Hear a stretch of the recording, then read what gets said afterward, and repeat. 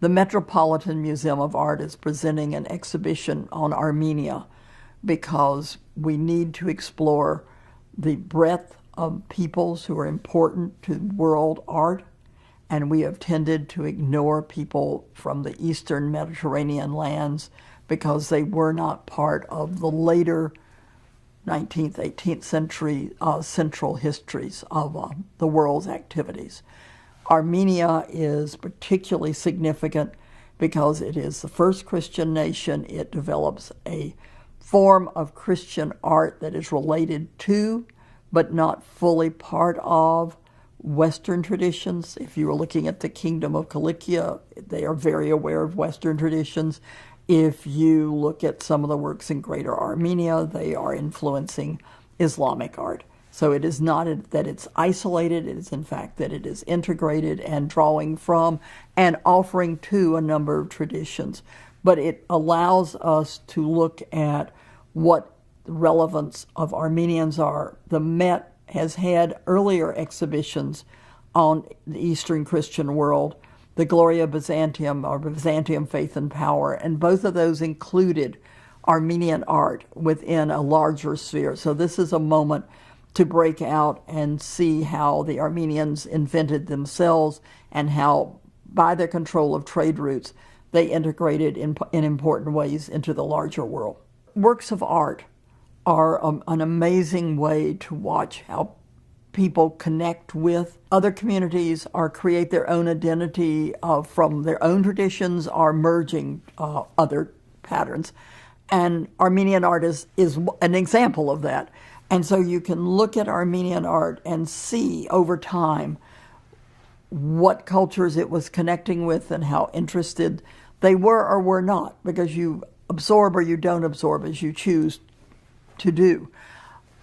One of the places in the Republic of Armenia that offers an insight into this in the 11th, 12th, 13th centuries is the town of Devin, which was a capital of a much earlier Armenian dynasty, and there is a jewelry hoard that survives there that was found in the 50s. And when you look at that jewelry, which is largely gold, you see works that reach from Byzantium, Constantinople, south to Syria, maybe even a little south of there, east to Iran and Iraq. Some brought to there on the trade routes, and some perhaps made in Devin, emulating or varying those styles. And the same thing belongs to the ceramics that have been excavated there.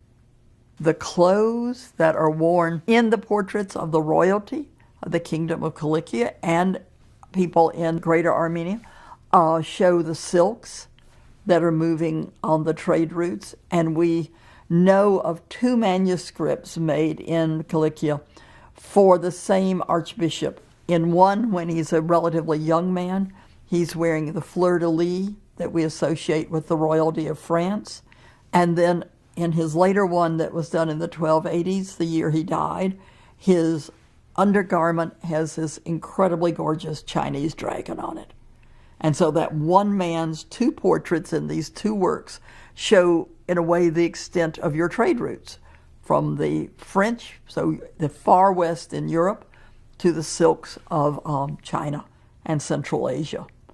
To a certain extent, the last great flowering of that power is when the Armenians control the trade for the Persian dynasties. There are hangings for the Armenians in Etchmiadzin, which is the site for the center of the Armenian church, that were made in the 17th century in New Jaffa with styles that extend from books that were published in Western Europe to India's floral patterns and are brought together in an object that is made specifically for the Armenians. Any Western influences on not only Armenian art, but Persian art will have come through the Armenians because they control the trade goods that come into Persia. The movement of art always reflects what people are living in their own time. What's consistent for Armenians is the identity of being Christian. It has the ability to create in the first centuries of the Middle Ages, 4th, 5th, 6th, 7th, 8th, images of its Christian world that are distinctive and yet still connected to the larger Christian world in many ways. In the Cilician period, when the orientation is to the west and to Byzantium, we have manuscript illuminations in Cilicia, which are copies of types of royal imperial images in Byzantium, making the kings of Cilicia claim to be of the quality of, if not more important than, the contemporary Byzantine world. It's a statement of power, that we are as powerful as Byzantium. When you go to Greater Armenia and you're looking at the works of art that survive from there, whether they're churches, funerary sculpture, reliquaries, liturgical objects, the clothing on people is more attuned to that of the Mongol world. It's also important, though, to realize that when the Armenians are absorbing these things, they are also offering images to the cultures they're interacting with. So in the early 14th century, when the Mongols are writing a history of the world, it's argued that some of the images of the life of the prophet are based on images of the life of Christ that come from manuscripts in the region around Lake Van. It's probable that images that the Armenians, perhaps Armenians from Persia, bring to the ceramic factory at Kütahya are inspired by Armenians bringing Chinese patterns into the Ottoman sphere of ceramic production.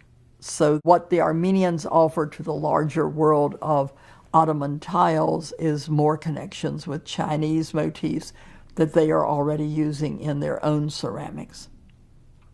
You find a series of these threads of connections. And then the wonderful one is that it's the Armenians who control the textiles of India, who start the chintz patterns that become the craze in Europe in the later Middle Ages in the 17th, 18th centuries.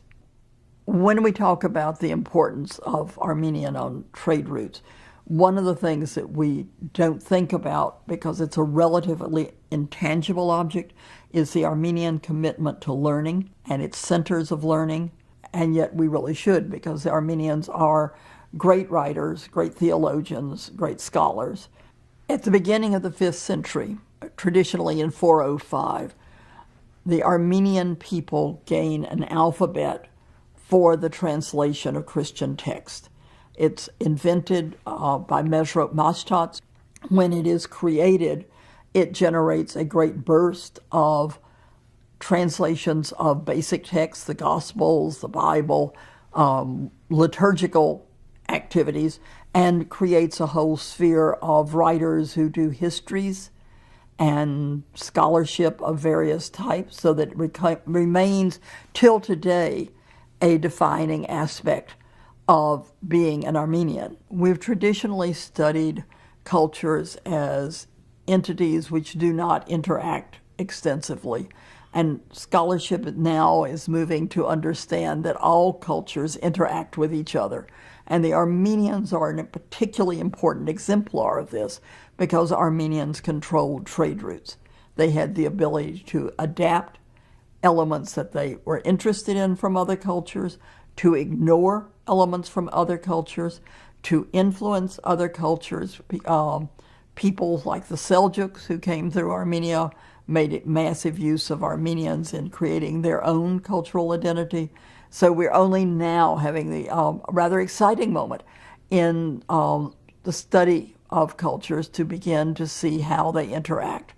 And Armenia will be one of the ones that is going to be shown to be very important, both in what it adapts and what it shows to other people, or what it moves along between cultures.